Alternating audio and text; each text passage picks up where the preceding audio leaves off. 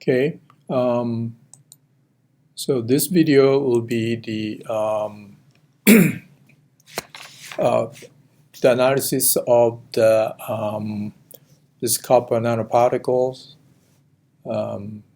we've been talking about with the XPS and XRD.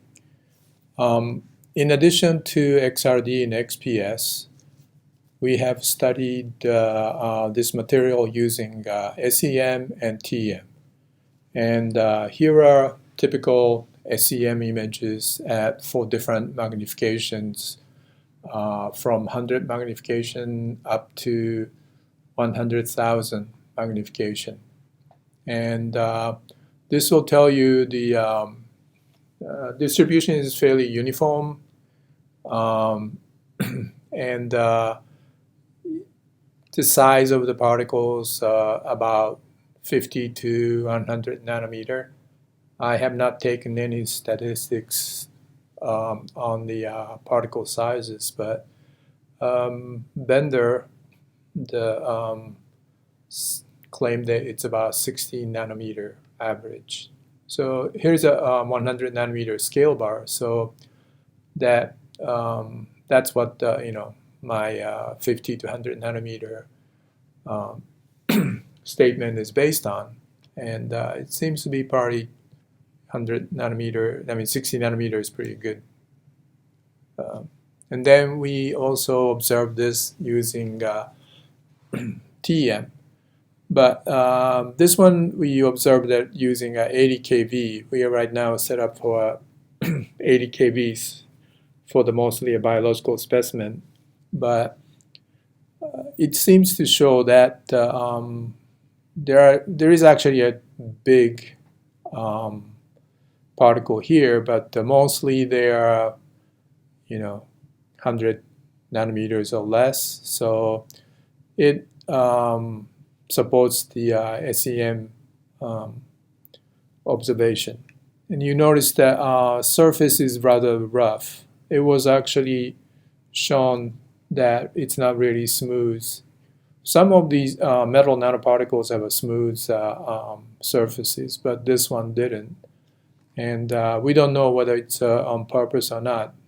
And higher resolution images show you that these clusters actually have a smaller nanoparticles. But what I want to show you that there's actually, you can see atomic lattice fringes right here on some other ones. And so there are some crystalline structures going on. And some of the particles showed that it may have some layers. So this is the inside the bulk part, and then they might have this maybe even two different layers of surface structures. And it's hard to tell because this is not 3D image, just a 2D projection of a 3D object. Okay, the next. So a little bit higher magnification image, or I guess the orientation was correct. So there is the thick bulk. I don't know, you can call it bulk when it's not a particle, but inner part of the particle. And then they seem to have some, I don't know if this location is correct, it might be over here, but has a thick surface layer, and then there is some thin layers. I mean, it might be the same structure, it's just a different no, it might be the same material, but it might be the different structure that shows this portion to be a little lighter. Okay, and where I could find the atomic lattice spacings, they came out to be both 0.29 nanometer, and cubic CU, and I think in monoclinic too, I think, yeah. Both have a 0.29 lattice constant. Monoclinic and cubic is pretty much fairly close structure. wise, especially the lattice spacing score. So from TEM to now XRD. In XRD, looking at this, most dominant structure is FCC metal copper. Okay, this is 111, 200, 220. And then actually we found two minor peaks. Okay. First one is this blue one even here, and this one over here and right here.